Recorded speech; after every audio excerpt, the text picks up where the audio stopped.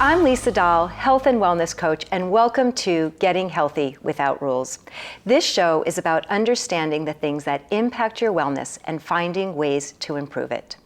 In this show, we support a non-diet, no-rule approach to health and wellness.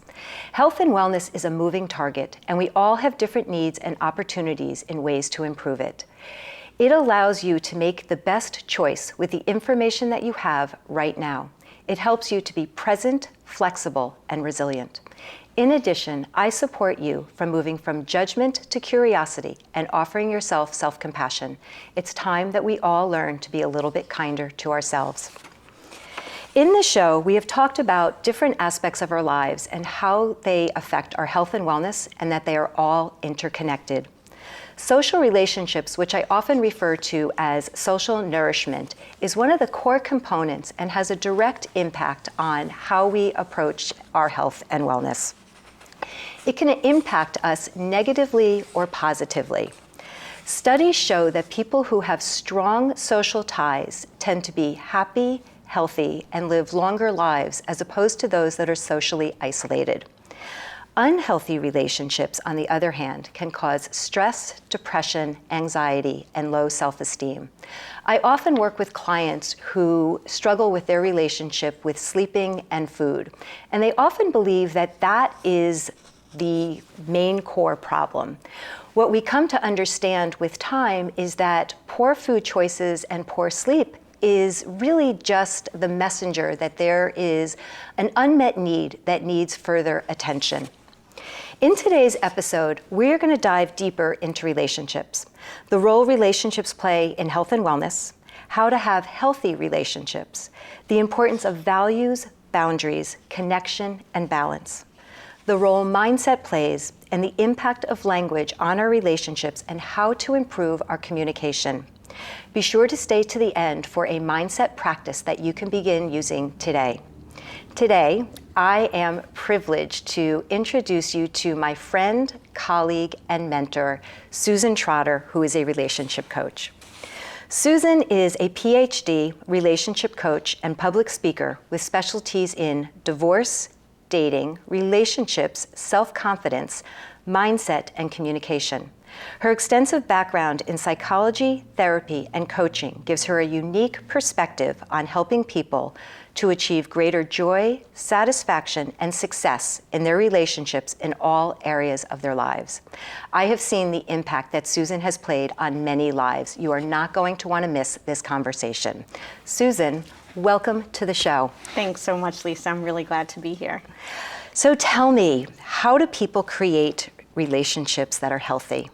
So there are lots of ways and lots of things that people can do to create healthy relationships. One is taking time to do your own work, really know yourself, understand the role that your own history plays in your relationships, both in terms of family of origin issues that may still be present, as well as choices that you've made in the past, and really take the time to work through that. It also really helps when you are single and thinking about starting a relationship to be really selective about who you invite into your life. I encourage people to really look for quality, look for potential fit, and look for shared values, because that's actually really foundational in a good, healthy relationship. So it's really important to know yourself before Absolutely. you encounter or invite somebody else into your space. Absolutely. Knowing yourself really matters, what you really want and need at any given time, and then looking for these other things like values and real quality, and being really selective about that. It also really helps to understand good communication, to really develop communication skills, and to know how to manage conflict in a healthy way, because conflict is inevitable in relationships. Yeah. And conflict, it's something that we all shy away from. Mm-hmm. And it's something that it's a skill that you can learn how to maneuver it and welcome it, as opposed to fight it all the time. Absolutely. Yeah, conflict, as I said, it's inevitable. And so there are real skills and strategies people can develop in order to manage it in a better way, and especially in the context of a relationship. How do you know if you're in a healthy relationship? Yeah, it's a great question. Because we all grow up seeing relationships around us and we think they're normal. Right. doesn't always mean they're healthy. Right, right. Yeah, absolutely. Whatever we grow up with is what we think is the way it's supposed to be. Our parents or parental figures really model for us what relationships, love, marriage, all those things are. And out of context, within that context, we don't know anything different.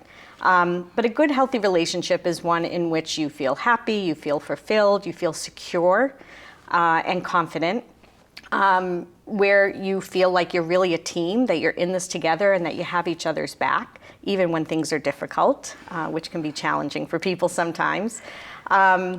It's also about feeling a real sense of trust with the other person, and as if you can be your true, authentic self and fully transparent in a relationship. Trust is something that I find to be one of the most important things. Mm-hmm. And when I ever hear the word trust, it reminds me of my relationship with my partner.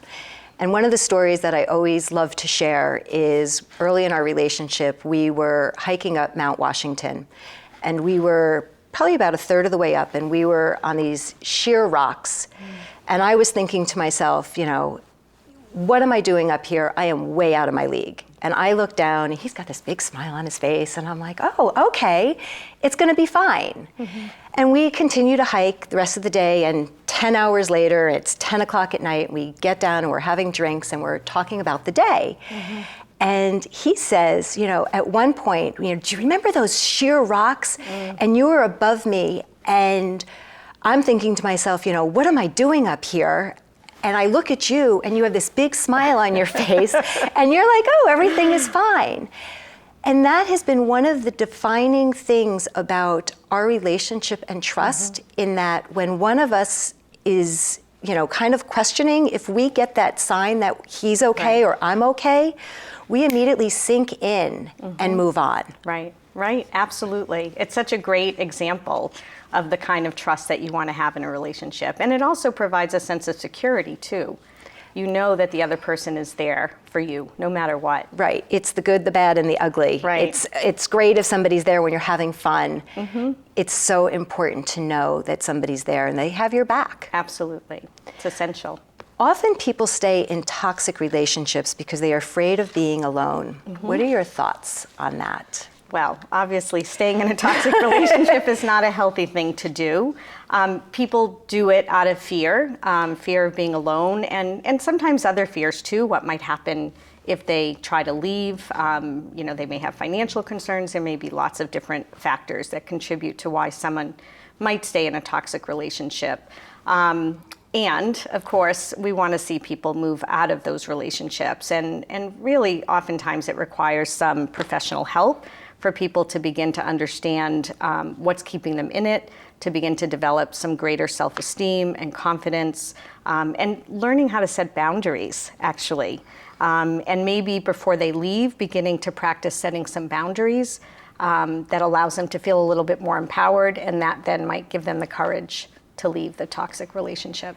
And, with the fear, because I know that you work, in the divorce field, mm-hmm. and there's a lot of fear about mm-hmm. finances and being in future relationships and being alone. What's going to happen to the children? Mm-hmm. How do you help people manage that fear so that mm-hmm. they can gain the confidence that there's going to be a new okay right. sometime in the future? Sure. There are a lot of different things. One is making sure that they have the support they need, perhaps with me, and also maybe a support group with community, making sure that they're surrounded by people who are positive and have good energy and are going to really help guide them and help them move forward. Certainly in the case of divorce, it's also about being educated about the process, understanding how it works and what they can expect, and also making sure that they have good professionals, kind of a team of professionals to help guide them. Kind of the more internal work, again, is about self-esteem and self-worth and confidence and learning to feel more empowered, learning to set those boundaries, and learning how to be alone. It's hard for a lot of people to be just with themselves, and they really depend on other people to make them happy or to fill voids. I remember when I was dating, I had a mantra, which was that I'd rather be alone than be with the wrong person. I think we've talked We have about talked this before about this because we a shared lot. this mantra. Right. Right. There's a difference between being alone and feeling lonely. Right. And when people are in relationships that aren't supportive, they often feel lonely, even though they have a human being. Right. So how do you get out of, or how do you accept the difference and make that next step or that first step? Sure. So you can, I've always been very comfortable being on my own. It doesn't mean that sometimes I wasn't lonely. And what helps, I think, in those moments, one, is reaching out to people and getting some support. Also remembering that those feelings are often temporary. You're not going to be lonely every moment of your life for the rest of your life. It will pass. And it really, we're going to talk, I think, about mindset a little bit later, but it really is about paying attention to how you're thinking and how you're managing those thoughts and feelings, and working to shift that can be very powerful for people. Learning to be in the present moment and not getting overwhelmed about what could be, what may happen, without getting lost in the stories of the past and trying to be more connected to what's happening. Yeah, and I would add just really sitting with the feeling. Where we live in a society where everything is quick and everybody wants their needs to get met quickly, and there are lots of ways for us to do that, and we need to learn how to just sit in the feelings and be okay with it, and not try to find some way to get rid of whatever that uncomfortable So I emotion really is. want to ask you, what does it mean to sit with those feelings? People hear it all the time. And people also say, well, I need to process it. I don't know that, other than if you work in the field, what does that really mean to somebody? What is that process like? Yeah, so it might look different for different people because everybody kind of processes things differently. For some, it's just about really taking a moment, like just kind of pausing when the feeling comes up. I think what often happens, let me take a step back. I think what often happens is a feeling comes up and the first reaction is you want to find some way to void it out, right? Human nature, we tend to avoid pain. We want to avoid pain. So there's often like this really quick, rapid reaction to the feeling. So what I suggest to people is try to be mindful of that. When you're feeling pulled to do something that you typically have done before, pause, stop yourself and say, okay, why am I doing this? Oh, maybe I'm doing this because I'm feeling anxious or I'm feeling lonely. Let me just sit with it for a moment. And it literally means just sitting with it and not doing anything else. If it helps to journal, if it helps to talk with somebody, if it helps to listen to music, take a walk, those kinds of things are perfectly fine. And try to change the more typical reaction that you have to those uncomfortable feelings. And again, it comes back to knowing yourself and really learning what those patterns are that maybe aren't serving you very well. I refer to that as the power of the pause. Yeah. And when we work with our clients, it's about awareness. Right. Going back to what you said, knowing yourself. And it could be as simple, we say things are easy or simple, but not always easy. Right. Just creating that awareness of knowing like this sensation is coming, and a practice of, just taking a simple breath, just that intentional pause to be able to connect with what's happening. Absolutely. What's important about boundaries in relationships? Yeah, boundaries. I love talking about boundaries. It's something that not everybody understands why they are important. Right. It's interesting. I've done entire presentations about boundaries, both in our personal and professional relationships. And absolutely, people are often uncomfortable with it. Boundaries are really a way of letting people know what's okay and what's not. That's kind of the purpose of boundaries. Brene Brown, who many people have heard about, read, seen, she has this really great quote, which is, daring to set boundaries is about having the courage to love yourself, even when you risk disappointing others. And I love that quote. I often share that with clients who are struggling with boundaries because they're not mutually exclusive. We can take care of ourselves, which is really what we're doing when we set boundaries, and we may disappoint people that we care about at the same time. And it's okay. It's because people think when they set boundaries that they're being selfish. And there's a difference between, what does selfish really mean? When we talk about self-care, selfish, boundaries, what are the nuances on how they're similar and how are they different? Right. Yeah, that's a really good question. And sometimes it's hard to tell. Self-care in general is not about being selfish. It's about really understanding yourself, knowing what your needs are, and making sure that you're taking care of yourself. If you're doing it in a way that ignores or dismisses, let's say, your partner's needs all the time, that we could say borders on selfish, and it's going to create other problems. And that's a message. Absolutely. Sometimes we think that it's, quote unquote, bad or wrong. If you're noticing these patterns, often that is the message of the unmet need. Right. So it's something else to think about. Yeah, absolutely. And I think in the context of a relationship, it's being able to talk about these things. What do you need in terms of self-care? Where are your boundaries? These are things I encourage couples to talk about. Where are the lines and what do you need? And when there is some imbalance, because there are times in our lives in relationships where things aren't perfectly balanced, it's not 50-50. Really, that's kind of a misnomer of sorts. It's just being able to talk about that in a way that is open and curious and allows for better understanding of where each other is and what your needs are. And sometimes it's hard. Absolutely. It can be very hard. So what are some tips for managing conflicts in relationships? Yeah, another great topic. So I do a lot of work with couples these days. With the pandemic, a lot of couples have been really struggling and continue to struggle. So more and more people are reaching out for help, which is great. And conflict, of course, is a big topic of conversation in our sessions. There are a number of things people can do. One is understand kind of what your style is when it comes to conflict, and have that conversation, and whether the way in which you're managing conflict is helpful and beneficial to you and to the relationship or not. One of the things I encourage couples sometimes to do is to hold hands when they're having difficult conversations, because holding hands reminds you that you have connection, that you're a team, that you're in this together. Even if you're at odds, you're still together. And that can be very, very powerful. It's hard to kind of go off on somebody, if that's your tendency. If you're actually holding their hand, it feels really different. As you're talking, my partner sits here while we do these productions, and we are very close. And it just reminds me of how powerful just the touch and connection. Right.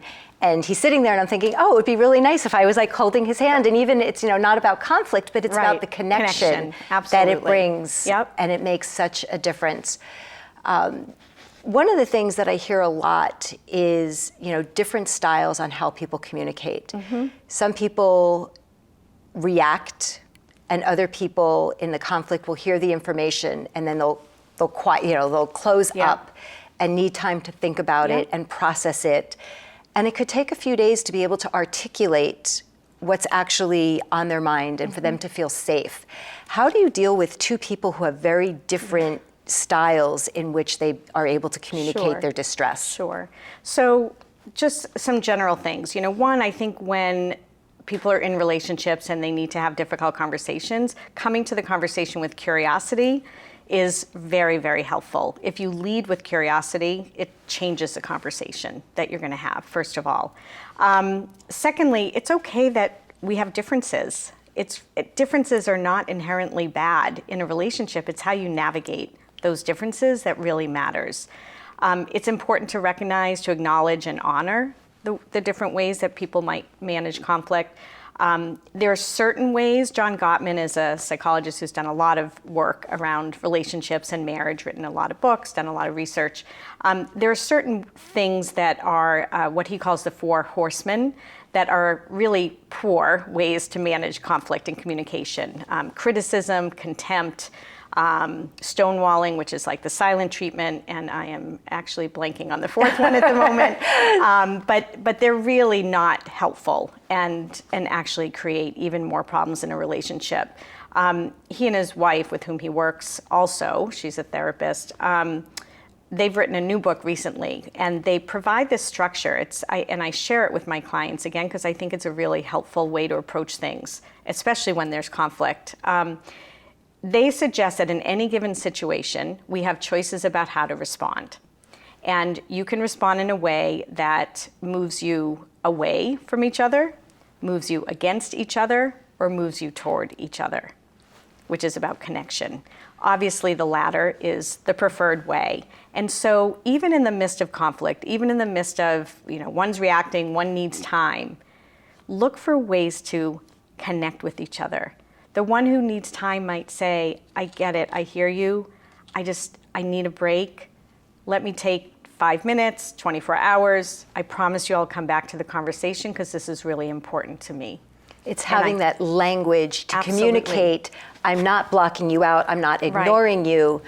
This is what's best for me, which will be best for us if I can come back to this conversation in safety. Right. It doesn't have to be a grand gesture. Sometimes it is as simple as just saying, I hear you, I see you, I know this is important for both of us.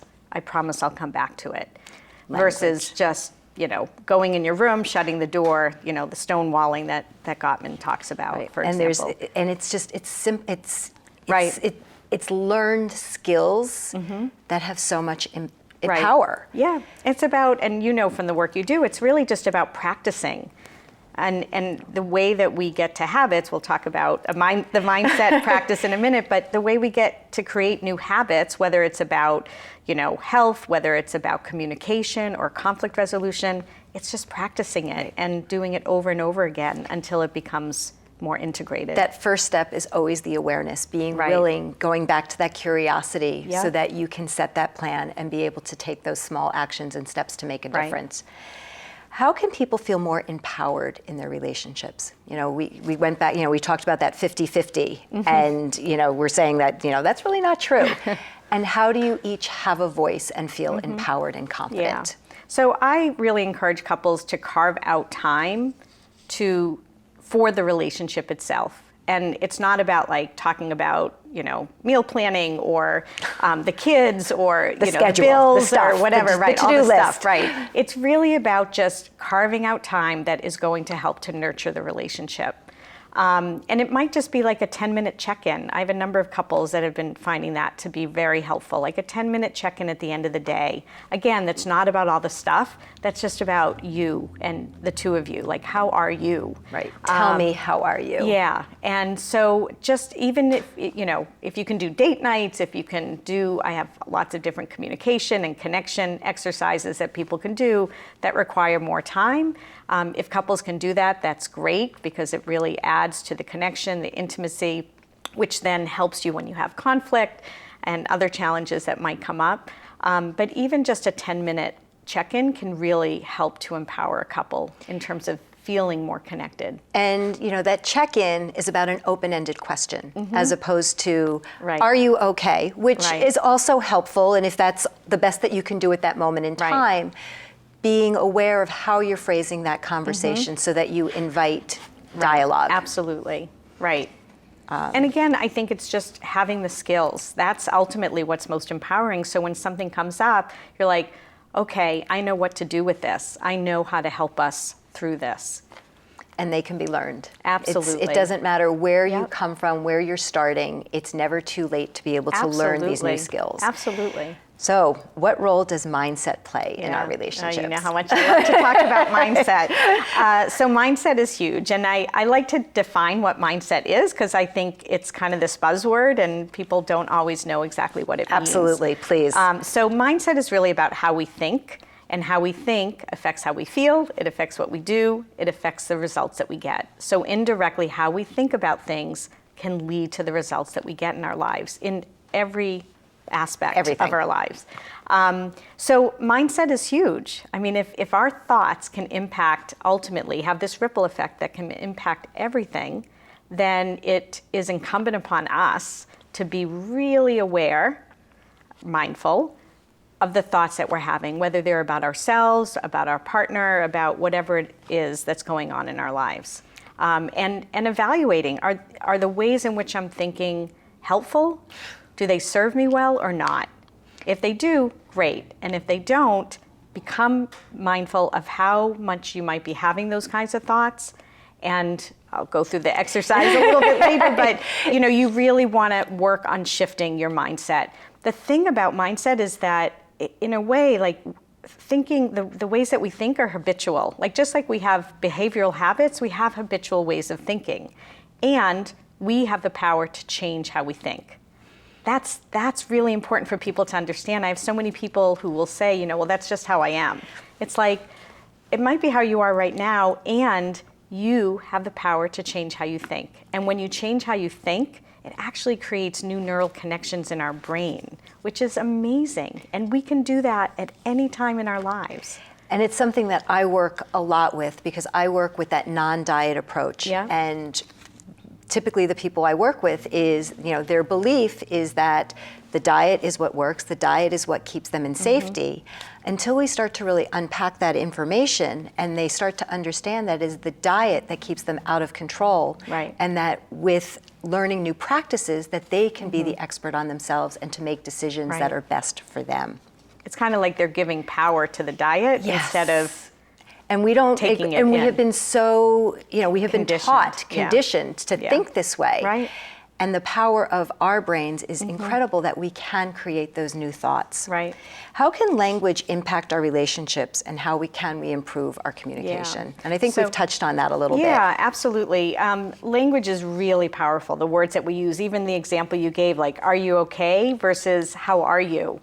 You're going to get a very different response depending on the question. I love talking about language, which is really just about words that we use, again, with ourselves, with other people. I'll give an example in the context of a relationship.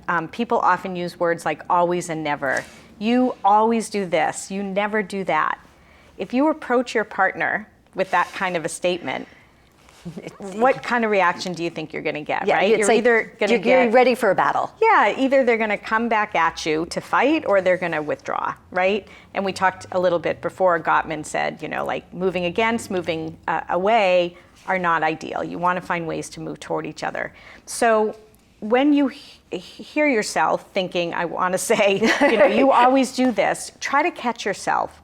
Think to yourself, wait a minute, does he or she really always do this? Let me think about some alternatives to that thought.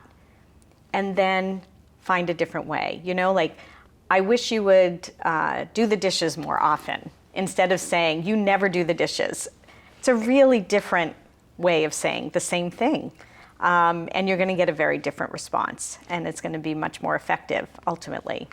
And these are simple things that you can be weaving in and out, that every opportunity is a new opportunity. You may have forgotten last time, notice that, that was not the way I wanted it to go, and the next time you have that new opportunity to practice it. So it's not an all or nothing thing. It's not black or white. Right. And to that point, like, we're all human. I tell my clients all the time, you're not going to get it right all the time, and that's okay. And even as the professionals, we do not get it right all the time.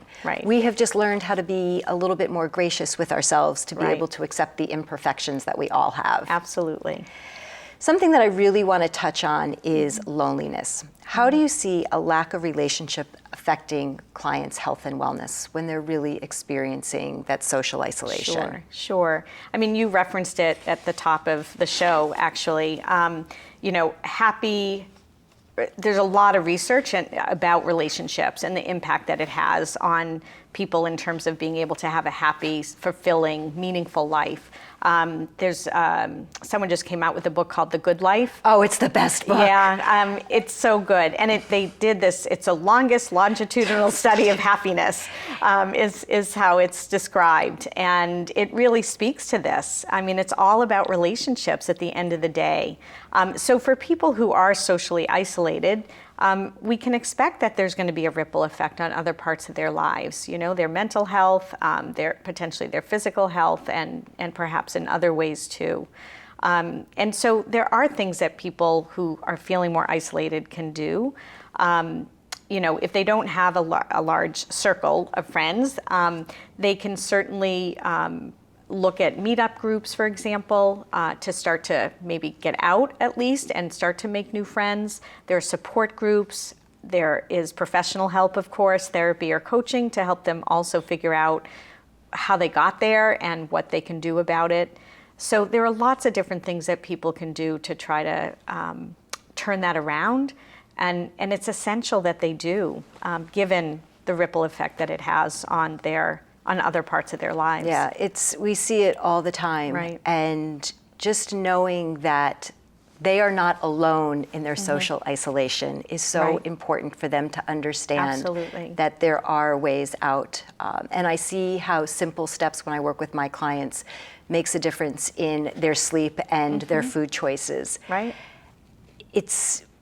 Loneliness is just one of the hardest things to be able to manage alone. Right. And to, I think we both really would just encourage anybody to be able to seek support so that they can make that shift. Absolutely. Even if you don't have anyone in your life, at least get a therapist or a coach to talk with and begin that process of figuring your way out of that isolation. Before you tell us about this week's practice, are there any other words of wisdom that you would like to share? Sure. One thing I wanted to just also say about the social piece or the isolation piece and kind of speak to the different needs we all have for social activity and connection. Because I think it's important for people to understand kind of the differences that people may have for that. Some people are extroverts. Some people are introverts. There's also this term ambiverts, which is a little bit of both. And being an extrovert, for example, doesn't mean that you're the life of the party and you want to be out and about all the time. When we speak about those things, it's really about where we get our energy from. And, extroverts get their energy from social activity. Introverts get their energy from having some time alone to reset. Ambiverts, it's a little bit of both. I'm one of those. I look like an extrovert, but I actually need time alone as a way to rejuvenate and reset. And so it's really important for people, again, we talked about this in different contexts, but it's really important for people to know themselves and understand what those needs are. And in the context of a relationship, to be able to share and communicate about those things. And again, recognize and honor the differences that there might be between them. Yeah, so somebody might need more outside connection as much as, I love you, honey, and I need this. Right, exactly. And it's really important to understand and to really kind of, we like to stay away from labels, and it's important to understand where you are on that scale of introvert or extrovert. Absolutely. So I know that you have a mindset practice. We have been alluding to it all through our entire talk because we are so excited. So please share that with us. Sure. So we talked about mindset being about how we think about things, and really assessing whether the way in which you're thinking about things serves you well or not.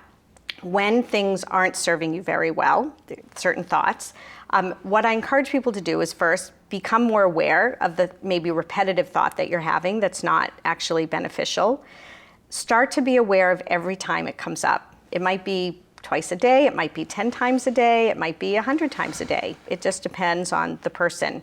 But try to be aware of each time it comes up. And every time you have that thought, tell yourself to stop, literally. Tell yourself to stop. You might even say it out loud. Oh, Susan, stop. And then you want to replace the thought with something more positive. It can be anything related.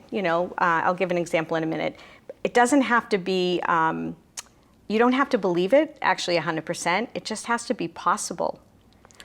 Interesting. Which is really interesting because people feel like, well, it's hard for me to say something positive when it's not really what I believe or feel. You don't have to believe it 100%. It just has to be possible.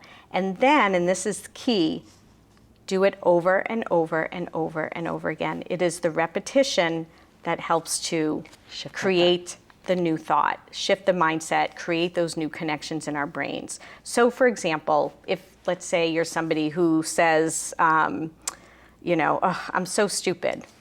You tell yourself you're stupid 10 times a day, 100 times a day. Each time you hear yourself, because you're going to become more mindful of it, it takes some effort. Each time you hear yourself say that, you're going to say, okay, stop. I'm not stupid.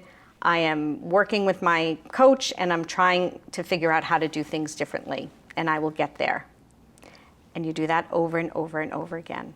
Yeah, that is the language that I use. Like, I am learning to, Right. whatever it is, so that, because if it's too foreign, Right. then there's no connection. Right. So you need to have some Yep. sort of, bodily sensation that Yep. I can accept, and I am learning to, seems to be really one of those powerful ones. Absolutely. And I'll just say, we talked about language too, that people often say, I can't, and I encourage people to add the word yet, like, I don't know how to do this yet, as opposed to, I just can't do this. So again, it's so powerful how we think. Language. So Yeah. thank you so much for coming. Today we have learned about our relationships and how they can negatively or positively impact our health and wellness. If you want to continue the conversations, please join me for my monthly office hours conversations, and I always welcome you to send me an email with your questions, your experiences, and if you want to reach out to one of my guests, you can reach them as well in the show notes, and I'm also happy to share your questions with them. I hope you will tune in next time for Getting Healthy Without Rules.